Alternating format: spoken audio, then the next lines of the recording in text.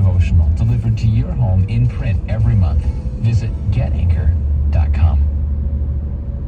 We are grateful for support from Sound Mind Investing in the Faith and Finance program. If you have money in a retirement account or just a general investing account, you know the stock market can sometimes seem like a roller coaster. But it is possible to enjoy both profit and peace of mind in investing, no matter what's happening in the market.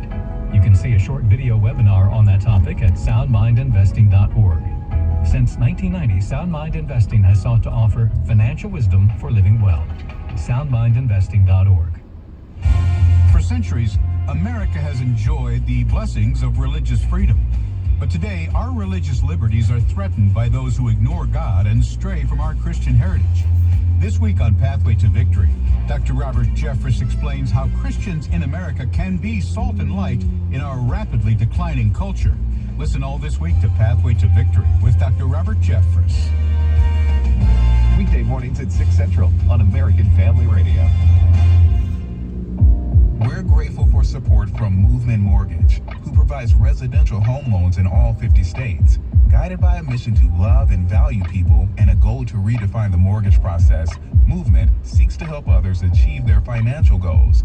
You can find out more at movement.com/faith. Movement Mortgage LLC supports equal housing opportunity, NMLS number 39179. For licensing information, please visit nmlsconsumeraccess.org. If the heavy burden of debt is robbing you of freedom and peace of mind, Christian Credit Counselors can help. We're a nationwide nonprofit credit counseling organization that has helped over 300,000 individuals in the last 27 years get out of credit card debt 80% faster while honoring that debt in full. To learn how Christian Credit Counselors can help you, visit ChristianCreditCounselors.org. That's ChristianCreditCounselors.org or call 800-557-1985.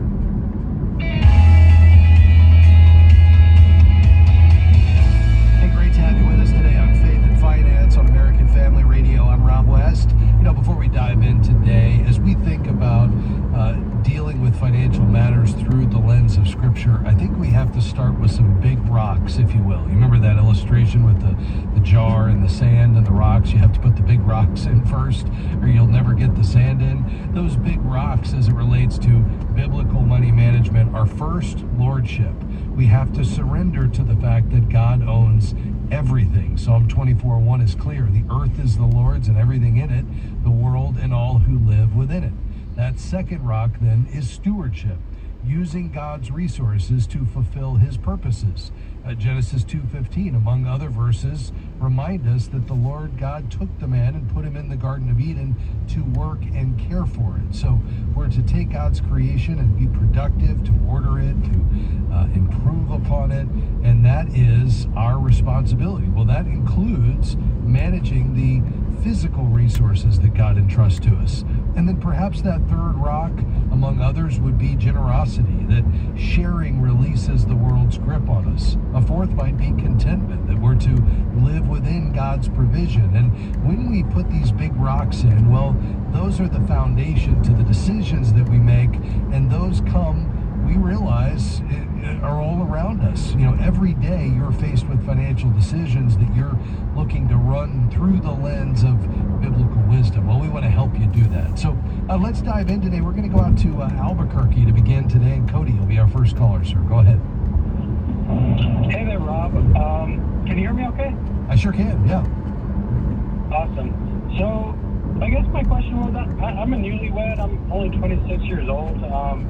So I was looking to invest in something, whether it be real estate, but my main question was on the topic of cryptocurrency, and if you had any perspective on, where it's going to go maybe in the future, like if it's, when stocks first came out, everyone thought it was a big gamble and whatnot, but I know cryptocurrency is pretty new to the general public, but I don't know if you had any, fresh perspectives that would fill my mind, maybe if it's good, bad, yeah, or if you're warm about it. Kind of just asking about that, I guess. Yeah, it makes sense, Cody. So some thoughts generally about crypto, and then we can get into your specific situation. First of all, I don't think it's going anywhere. This is a new form of computing technology. We're thinking about it most often these days in the form of a new digital financial system. But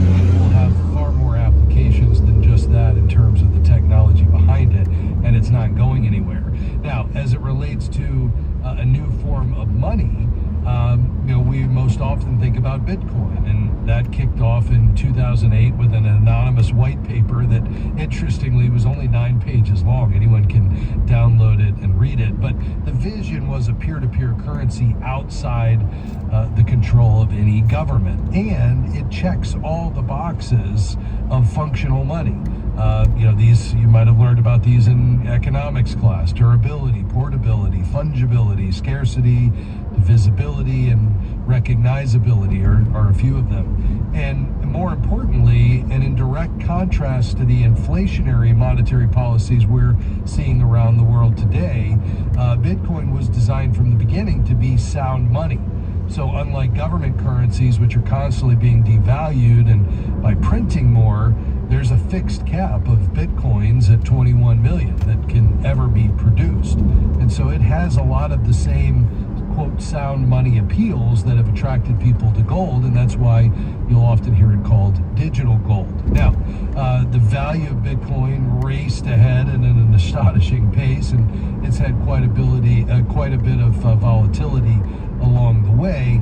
But the big idea is that the technology, which runs on something called blockchain, which is that record of transactions that are maintained on a decentralized network of computers, are pretty appealing. Because in this age right now, where people are questioning, the Federal Reserve and global health institutions and what they're telling us, and big tech companies that are deplatforming people, there's quite a bit of appeal here, because it doesn't require this blind trust in an institution that's controlling the ledger. And so with cryptos, it takes something we're already familiar with, currency, saving, lending, and so on, which normally requires us to interact with a big institution, and it redesigns that function using a computer code in a way that enables groups to accomplish it in a trustless, decentralized way. Now, as it relates, so that's the technology, but as it relates to an investment, it's still pretty speculative. And so because of where we are still very early in the development of cryptos, we're in that speculation phase, like you might have thought of the dot-coms in 99 and 2000. AI is in a similar place now. And so there's a lot of volatility in crypto, and in particular because number one, we just don't know still today which cryptocurrencies are going to survive and which ones are going to end up worthless. We've already seen a few of them fail. And then secondly, we don't totally know how the governments around the world are going to react to Bitcoin and other cryptos as they threaten their stranglehold over money, frankly. And so governments get a lot of benefit from controlling their currencies, and giving people a way to opt out of the official money via something like Bitcoin could ruffle some feathers, and has been. So I think for those reasons, I would keep it in the most speculative category. And when we're dealing with speculative investments, we need to have all of our other boxes checked first. So I would want you to be out of consumer debt, namely credit cards. I would want you to have that emergency fund. I'd want you to be saving in your retirement account. But if you had all of those pieces in place and you said, I wanted to take 5%, certainly no more than 10% of your portfolio, and put it in something like Bitcoin, I would be okay with that as long as you understood the inherent risks along the lines of what I just described. Does that make sense though, Cody? Yeah, that makes complete sense. I guess I'm just trying to find something, I guess, along the lines of either like real estate or something, just because I'm self-employed, so that's kind of the reason that, because I don't have, I'm not accumulating any 401k or anything like that right now, just for the fact of, I guess, to make more money being my own boss, I guess, in a way, you know what I mean? Yeah. Do you have a SEP IRA, SEP IRA? I don't. Okay, that might be something to look into, because that's going to allow you to put away a lot more money than you would be able to in an IRA, for instance. So the SEP IRA is going to allow you to put in $69,000 or 25% of your compensation, and then you can invest it in a crypto ETF, but I'd make that a very small portion, and put the bulk of it in a properly diversified stock and bond portfolio. And then when you're ready, I love real estate as well, but I think getting that money in a tax-deferred environment in a SEP IRA would be a great next step for you. Cody, thanks for your call, my friend. God bless you. Before we head to the break, this is a great time for me to remind you about the FaithFi app. You know, we built the app so that you would have a money management tool that allowed you to build your budget using the tried and true envelope system, but to do it in a simple, beautiful format. We built it for you so you could stay on budget. We'd love for you to check it out. You'll find it in your app store. Just search for FaithFi, Faith and Finance. You can go to our website as well, faithfi.com. You'll find it there. In addition to the money management system, you'll find all of our content, broadcast archives, and the FaithFi community, which is there for you to ask questions and get responses from other stewards on the journey with you. Again, faithfi.com, just click app. As a reminder, we're not here today, so don't call in, but we'll be back with more questions right after this. Hey man, what are you doing? I'm just lying here relaxing in a stream. I お父さ call ん、お父さん、お父さん、今日終わったら2時間くらいゆっくりしといて、中に迎えに行くから。私もヨガクラス取るから、行くのがだいたい1時45分で、それでサウナ入って2時半から3時の間だから終わるのが、だからゆっくりしといて。 Investing involves risk, including potential loss of principal. Carefully consider the investment objectives, risks, charges, and expenses of Guidestone funds before investing. They're distributed by Foresight Funds Distributors, LLC, which is not an advisory affiliate, a registered investment advisor, nor do they provide investment advice. Isn't it interesting that the first department store to allow cross-dressing individuals into either restroom was the same store which later marketed LGBTQ-themed clothing for children? Some of those clothes actually included a satanic logo. Target is a perfect illustration of the slippery slope which is moral decline. Such corporate policies accelerate depravity and endanger our wives and daughters who use Target restrooms or changing areas. Learn more and sign the Target Boycott Pledge at afa.net. Paying too much for health insurance? Frustrated by high deductibles and increasing premiums? There's a better way. Christian Healthcare Ministries. CHM is a Christian community delivering a faith-based solution to the high costs of healthcare. Take control over your healthcare costs with a program from CHM that could save you up to 40%. Learn more and enroll today at chministries.org/faithfi. That's chministries.org/faithfi. For over 40 years, American Family Association has stood for righteousness and God's truth in our nation. American Family Association Executive Vice President Ed Vitagliano.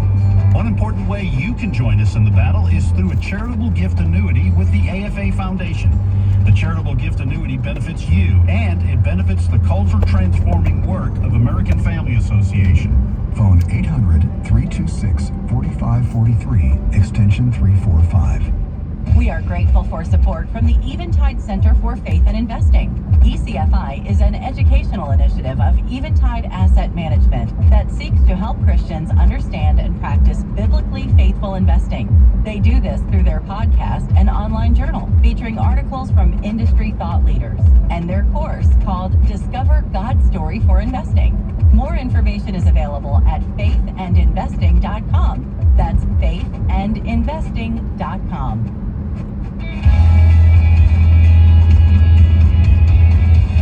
We're so glad you're along with us today on Faith and Finance here on American Family Radio. Let's go back to the post, Chicago, Illinois. Larry, thanks for calling, sir. Go ahead. Hi, Rob. How are you? I'm doing well, thank you. By the way, I want to start by saying congratulations to you and your staff for doing an extraordinary job. Well, thank you. That's very kind, sir. And your services are much needed. I appreciate that. I'm delighted to do it. It's an honor. Anyway, Rob, I'm just wondering. I have some stocks, and right now I also have an annuity, and I've annuitized it. And but I discovered that the the company that I have the annuity with will not charge me any cancellation fee if I decide to extricate myself from it. And I was thinking about doing that and combining it with my present stock funds. And I'm just wondering, is there a way that maybe I can get back to the same amount of my monthly income that I have from the boat? Potentially, yeah. So you can, in some cases, get out. In other cases, once you annuitize, you cannot. But they're saying they'll give you a lump sum amount even though you've annuitized. Is that right? Yes. Okay. And what are they saying that they will give you? Do you have the cash value that they'd allow you to take out? Basically about $100,000. About $100,000. All right. And then what other investable assets do you have currently, Larry, outside of the annuity? I have about $30,000. Okay. I have about $10,000 in liquid cash. All right. And the 10 is in addition to the 30 that you mentioned a moment ago? Probably yes. I would say yes. Okay. And then what is the 30,000 or thereabout invested in currently? Anything? ETF, Vanguard ETF. Vanguard ETFs, all right. And what is your work status? I'm presently unemployed. Well, I'm part-time. I'm a homeless person. I'm part-time. Okay. But you plan to continue working and you're looking for full-time work, is that right? Well, I look for work as accountants, to be honest with you, Rob. So if a client contacts me to do some work, then I'll consider taking it on. Got it. All right. And what are you getting currently from the annuity per month? About $500. About $500. Okay, which is not bad, because if we were to take that, $100,000 as a lump sum, and you were to invest it and try to convert it to an income stream, I'd tell you should probably only take $4,000 a year, which is $333 a month. You're getting $6,000 a year from that annuity, which tells me it may be better for you to leave it there if you need the income. Now, if you were to roll it out and pull the $100,000 as a lump sum and invest it, would you continue drawing on it? Is that necessary for you to cover your lifestyle expenses? I don't know. I don't understand the question, Rob. Okay, so you're pulling $500 a month from the annuity, and that's your annuity stream. Is that correct? Yes.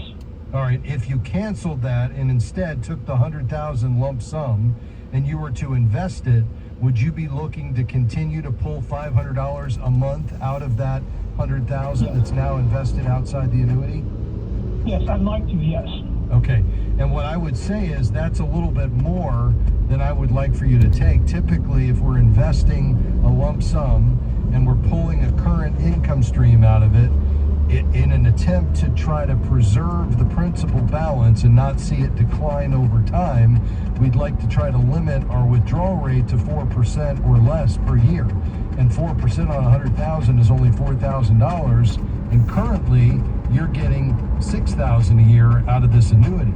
And so what I'm saying is, if you're looking to continue to draw an income of at least $500, I think you might want to stay where you're at, because if you were to pull it out and they're only giving you $100,000, I'd say I'd really like for you to drop your monthly withdrawals to about $330 or so.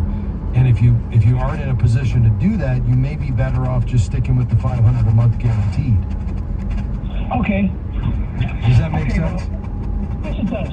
Yeah, okay. I appreciate that advice very much. Yeah, no problem. Now, here's the other option. If you can find some additional work that's steady, that would allow you to cover this, I mean, I kind of like the idea of you having the lump sum available, because this is all you've got, and right now it's tied up in an insurance product, and I'd love for you to be able to have more ready access to it if you needed it. But if you're going to continue to rely on this for an income stream, I think you've got a good thing going there by getting $500 a month on what is the equivalent of a $100,000 lump sum, because that's a pretty good rate of return. And if they're going to guarantee that for the rest of your life, that's not bad, because that's a 6% return every year, $6,000 annually, which is $500 a month. That's pretty good. So, if you're going to continue to need this money, I'd say leave it where it is and then just try to pull as little as you can, or if you have a surplus because you picked up some extra jobs, then just take that money and sock it away, perhaps even reinvest it in your Vanguard ETFs. Hopefully that's helpful to you, Larry. Listen, I appreciate your call today and your kind remarks about the program, sir. May the Lord bless you. Let's go to Arizona. Hi, Arnold. How can I help? Yes, Rob, I got a question about the option of what option compared to waiting and paying the RMDs, okay, at the required age, and starting, say, 65 in that 8-year span, taking out big chunks out of your 401k or IRA. What do you feel about that? Yeah, why are you feeling the need to get it out? I mean, even when the RMD kicks in, all that means is you're just required to take out a certain amount. It's going to be added to your taxable income, but you're going to keep the balance. So what's the concern there? That could be a higher tax rate, from what I understand, 33 1/3 to even maybe 50%. Oh, I see. Right now, you see. So right now, what I'm saying, if you could go up to 200 and with standard deduction, say 227,000, you're still staying at 22%. Yeah, I see. I mean, you're going to potentially, depending on how much you pull out, you're going to allow that to trip up into a higher tax bracket. So you've got to be careful there. Let's do this. I'd love to dig into that, and I do have some thoughts on this. I've got to take a break, though. So, Arnold, stay right there, and as soon as we're done with this break, we'll pick it up on the other side and talk about where you go from here. This is Faith and Finance on American Family Radio, and we'll be right back. We are grateful to Chessman Wealth Strategies for their support of Faith and Finance. Their mission is to help clients make smart choices with their money so they can worry less, enjoy life, and ultimately become good stewards of the resources God has entrusted to them. ChessmanWealth.com. That's ChessmanWealth.com. The phone number is 214-572-2120. Investment advisory services offered through CWM LLC, an SEC registered investment advisor. This is Frank Gaffney, host of Securing America, a program dedicated to protecting the country we love against all enemies, foreign and domestic, to the glory of God and His kingdom. Each weeknight at 11 p.m. Eastern Time, we provide insights and recommendations about the most important challenges facing our nation from her most thoughtful experts and patriots. Join me to learn how you can help in Securing America right here at 11 p.m. Eastern Time. Are you a financial advisor or CPA seeking to build your practice on biblical wisdom? Not only does the Certified Kingdom Advisor education provide you with deep biblical insights, the CKA designation sets you apart. Each year, almost 50,000 people search for a Christian financial advisor. Join our community and share your expertise with clients looking for someone who shares their faith and values. Find more information at kingdomadvisors.com/getcertified. Have you downloaded the Faith by app yet? You need to do that today, because this is going to make your life easier. Yes, you can manage your money through the in-app envelope feature, but also plan out future goals. I want to buy a house in 5 years, and I'm on track to do that. Here's also what I like. You can connect with people around the country. It's like social media, but better. Ask a question, get an answer, and share what you're learning about money and investing. So why don't you grab your phone right now and download the Faith by app? Do you want to prepare for God's calling on your life to ministry? Many people have a sense that God is calling them to ministry, but they don't know the next step to take. Here's a step that may be for you. Wesley Biblical Seminary offers a new Bachelor of Arts in Christian Ministry that's entirely online, and it will prepare you for whatever ministry God calls you to next. We want to equip you with knowledge and tools you need to confidently fulfill the calling that God has put on your life. Learn more at wbs.edu. That's wbs.edu. We are grateful for support from Sound Mind Investing in the Faith and Finance. 今日中に入って迎えに行くから待ってて、中で。それから私が会うから中で。降りてこなくていいから。私も入るし。だから2時間終わったら2時間くらいゆっくりしといて。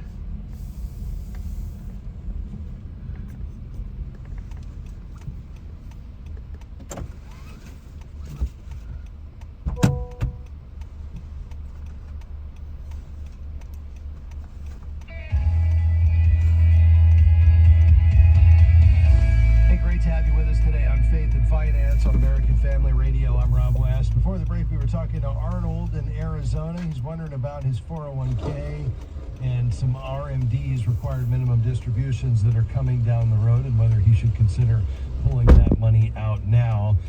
What is your age now, Arnold, did you say? Okay, my age, I'm already there. Okay, I'm real close to 73. Okay. But, I'm talking, okay, in general, for the younger people that, because the time to make it up is either from 65, when you can draw your full Social Security, or almost full return. That's 8 years to 73, and then if you have the timetable from 73 to 81, the RMDs, I don't know what exact age they figure that you're going to live to, compared to taking 22% tax rate right now for the first 8 years, then compared to waiting and maybe taking 33 and a third to 50%. Yeah. Well, obviously there's a lot of unknowns there with regard to, what that's going to go to. I mean, the current marginal rate under Tax Cuts and Jobs Act, up to, for single filers at least, up to 182,000 is 24. That would jump up to 28% in 2026. The 32% bracket jumps to 33. The 35 bracket stays the same. So unless we see significant increases beyond that, then the increases would be nominal, and that would be offset by the ability to let that money continue to grow, just given that you would be able to pull that out at a much slower pace, even though you're going to have a little bit more in the way of tax. The other thing to keep in mind, Arnold, is the qualified charitable distribution. I mean, unless something changes in the tax code that prevents that, it does give you the ability to say, okay, if I'm doing my giving out of cash in after-tax dollars, which most people do, what if I stopped that and instead did my giving out of my IRA, which allows me to give away up to $100,000 a year, do perhaps the same level of giving I was going to do out of after-tax cash, but instead do it as a qualified charitable distribution, doesn't get added to my taxable income, and I'm satisfying my RMD at the same time. Are you aware of that strategy? Yes, I was just reading on that on the AARP bulletin that comes monthly. That's 105,000 that you can get charitable. You can do that every year. I understand right. It. But what I'm saying, I'm trying to say that you can save 10% almost if you start taking those up to 200 and some thousand, as long as you stay between there, not over, and you'll stay at that 22% tax bracket, instead of taking a chance and getting to 73 and RMDs are required at 33 and a third or even higher. You see, that's what I see that there's a chance to save almost 10% on taxes.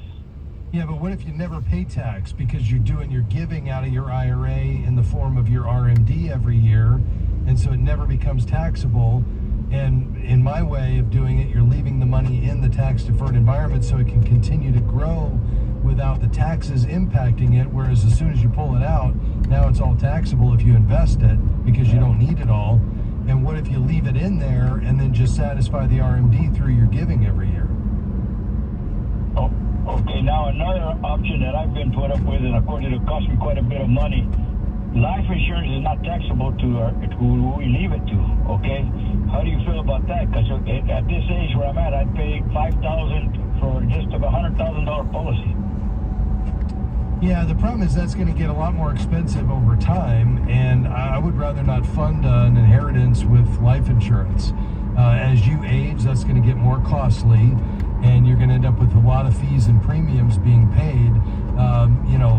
The only thing that's going to be taxable to your heir, to your estate, assuming you don't have a estate over $13 million, the only thing that's going to be taxable to your estate is anything beyond that $13 million, at least today.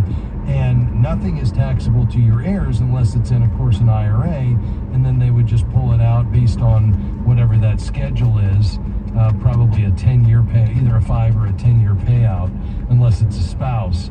So, I'm not a big fan of funding inheritance through life insurance just because it's an unnecessary expense. I'd rather you just enjoy what you have and then leave it to your heirs.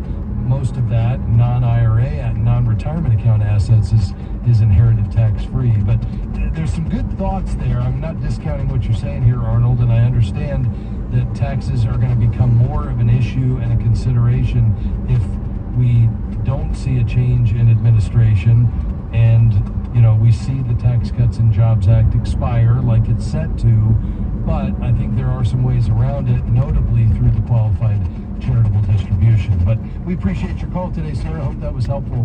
Let's go to Tampa Bay. Hi, Julie. How can I help? Hey, how are you doing today? Doing great, My call thank is concerning, I was trying to figure out, thank you, if I made the right decision. So basically, I had some money from an inheritance, and it was invested into stocks and bonds. And when I first invested the money, I was able to increase the money by $10,000. Then as time went on, it went under my initial investment. So, of course, I called them up and I said, hey, look, I'm losing money. So they said, well, why don't you go ahead and put the money into some type of CD where I earn a certain percentage. It won't go under my initial investment, but at the end of, it's tied up for 4 years. At the end of the 4 years, I would have made an $85,000 profit. So I was trying to, you wonder, should I have left it into stocks and bonds, or I'm 61, and I plan to retire at 67. So just wanted to confirm with you if you thought I made the right decision moving it into the CD versus leaving it in the stock market. Yeah, that's a good question. Julie, did you say you're 51 or 61?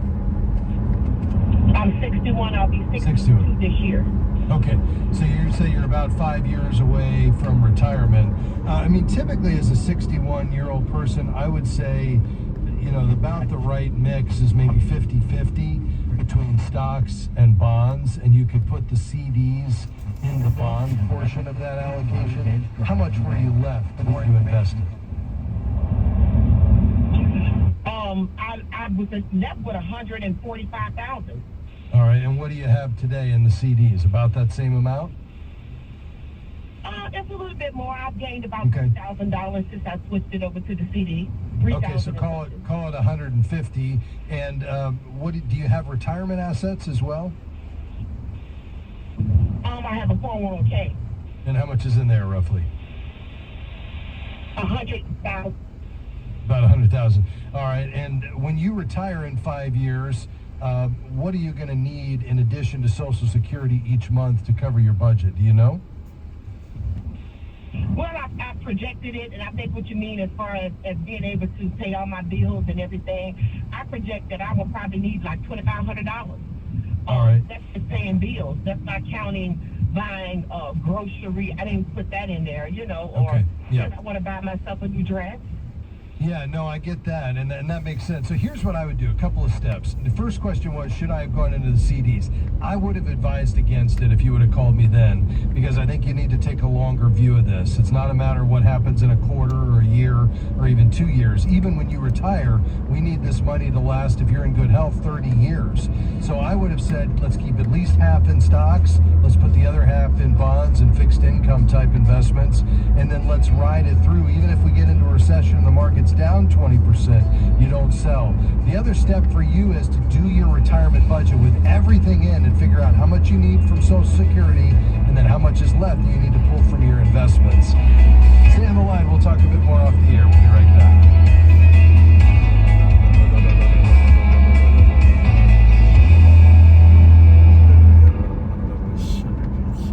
Our thanks to Certified Kingdom Advisor Wade Chessman, President and Wealth Advisor, and his team at Chessman Wealth Strategies in Dallas for their support of faith and finance. Their goal is to help their clients expand their understanding of biblical financial principles and how to implement them. The website is chessmanwealth.com. The phone number is 214-572-2120. Investment advisory services offered through CWM LLC, an SEC registered investment advisor.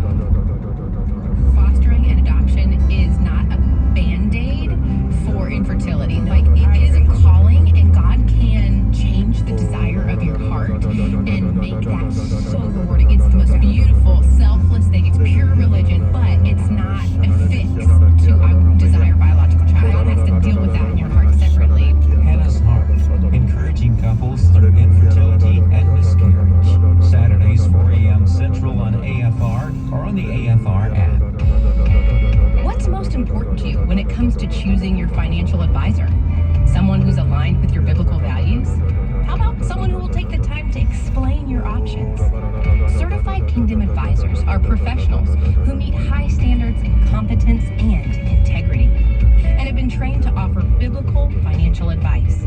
To find a certified Kingdom advisor in your area, visit faithfi.com and click Find a CKA. We are grateful for support from Timothy Plan. Are you unsure if your investments align with your values? Well, for nearly 3 decades, the goal of the Timothy Plan has been to guide clients on a biblically responsible journey with its mutual funds and ETFs. More information is available at timothyplan.com. Investing includes risk, including possible loss of principal. Before investing, carefully consider funds, investment objectives, risks, charges, and expenses contained in the prospectus available at timothyplan.com. Read carefully before investing. Mutual funds distributed by Timothy Partners Ltd. and ETFs distributed by Foresight Fund Services LLC. Absolutely free. We know you've learned to be suspicious of those words, but really, you can get biblical financial wisdom delivered to your inbox each week absolutely free. Articles, videos, podcasts, and special offers on biblical resources. Nearly 60,000 people receive our free weekly wisdom email, and you can too. Create your free FaithFi account by going to faithfi.com and click sign up to begin receiving weekly wisdom in your inbox.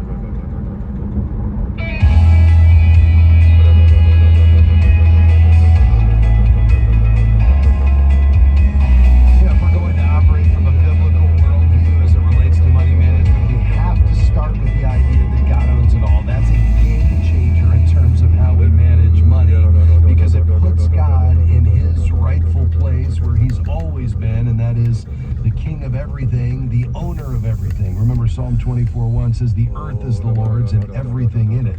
That means it all belongs to Him, which also means that we have a high calling as money managers of God's resources, the King of Kings resources. That's a incredibly high calling.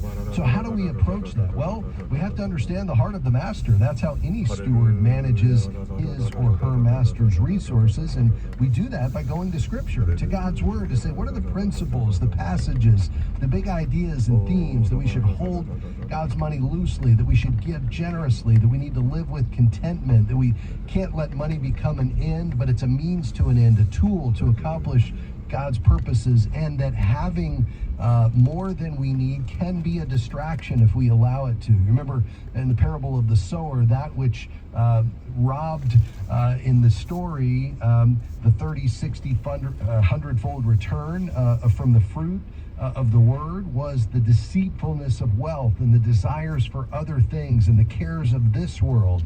If we get too focused on the here and now, the temporal, we